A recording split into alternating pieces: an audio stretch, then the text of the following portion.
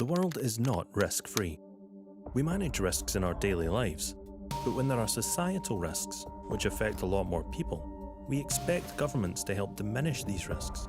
And so, we accept that sometimes governments have the right to intrude on our personal lives, like telling us what we can or cannot pack in our luggage before boarding a plane. But never before in modern history have governments controlled when and how we can leave our homes, told us to cover our faces, or even shut the doors to our places of worship. These are emergency powers. But as of late August 2020, nearly 800,000 people worldwide have died from COVID-19. And this has fundamentally changed the relationship between the people and their government.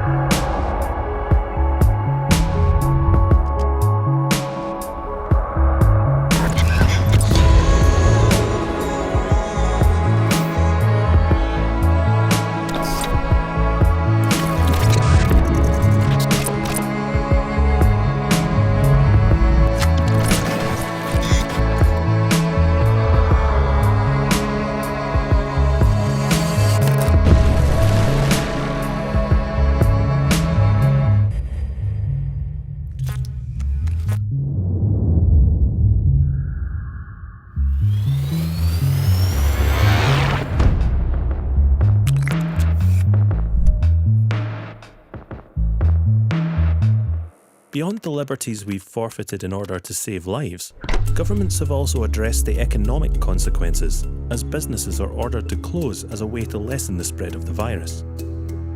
Governments worldwide are being tested like never before to protect their citizens and economies. So, how well are they doing? How do we even begin to measure how they're doing, while there is still so much confusion and ambiguity surrounding the virus? Ultimately, what ability do we have as voters to hold our government accountable? In this global health crisis, there is a parallel crisis of governing and governments. That is where the LSE Department of Government has something to offer. We're going to look at the research of academics who are seeking to understand where governments are failing and where they are succeeding. First, let's look at how COVID has impacted some of our democratic rights. Do we have to forfeit democracy in order to battle the virus? Just how far can governments use emergency powers to safeguard our health, our lives, and our economies? And how do we know when governments are misusing these new powers?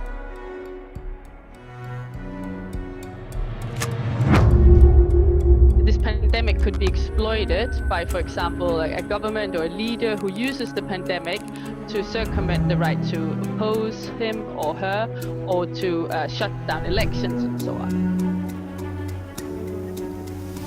One example we saw of that in the start of the pandemic was in Hungary, where the controversial Prime Minister Orban went out and asked Parliament to grant him emergency powers that basically meant he could rule by decree indefinitely.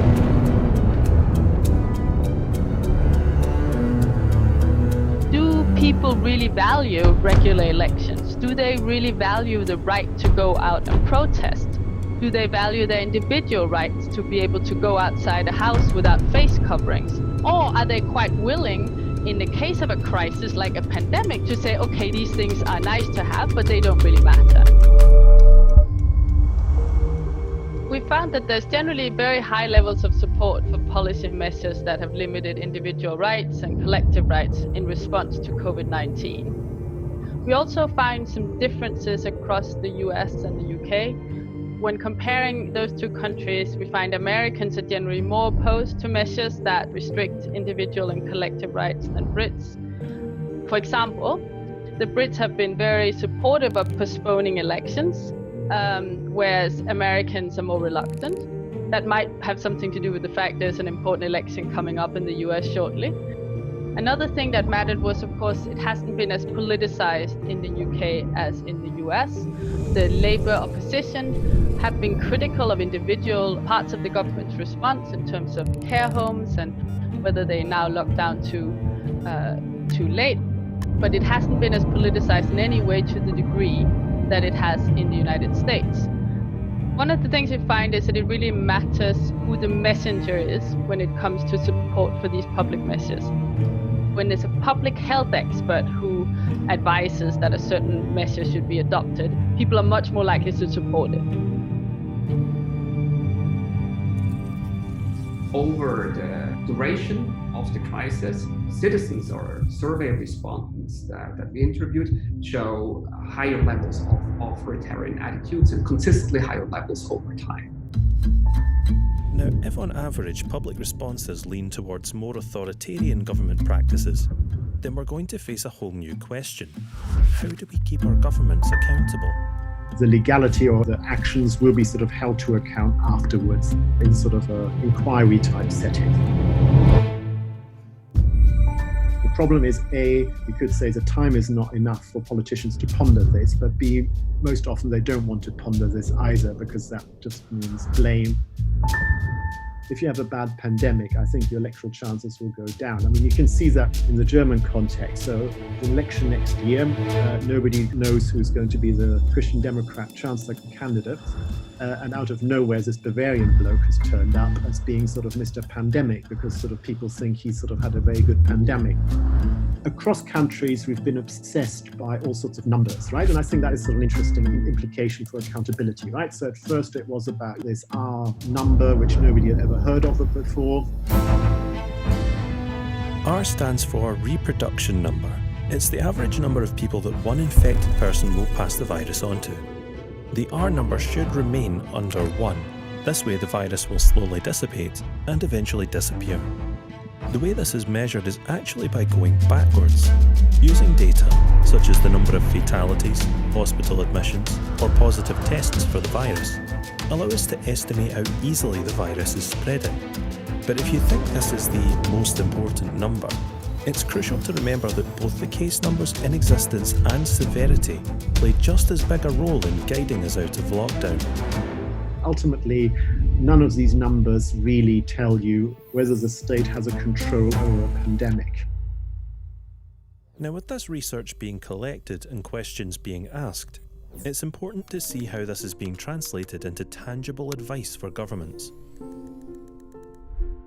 Where I've come in terms of encouraging in some ways, discouraging in other ways, and suggesting politicians and government policies that favor massive investment in public rather than private transport, even under these conditions that demand social distancing for rising numbers of passengers, commuters returning to work and school. Finally, let's look at voting. With elections coming up, there's differing views on how to proceed. But what does this mean for you? Democracy can't be suspended. The most, effective means of actually mobilizing voters, of persuading them, is face-to-face contact. But I think we'll see a massive acceleration of digital campaign methods, social media ads, Facebook and Instagram on Snapchat, and these are things that have been happening anyways. But I think we'll see a massive acceleration of those trends.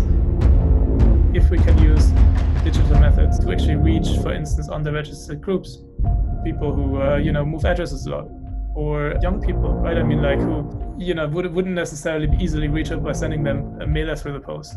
The issue is queues in front of polling stations in the US are much longer in black areas than in white areas. There are fewer polling stations. They're further away. Some countries, really, voting is getting more difficult, not less difficult. Obviously, there's a lot of fake news shared, etc. So, digital campaigning also comes with those dangers. The big question is obviously whether these methods are as effective as traditional order contact methods. Overall, these times are messy. There's no rule book to stick to, no roadmap to follow, and no signposts telling us how far to go. But this will end. Right now, we need to prepare the kind of world we'll have when it does.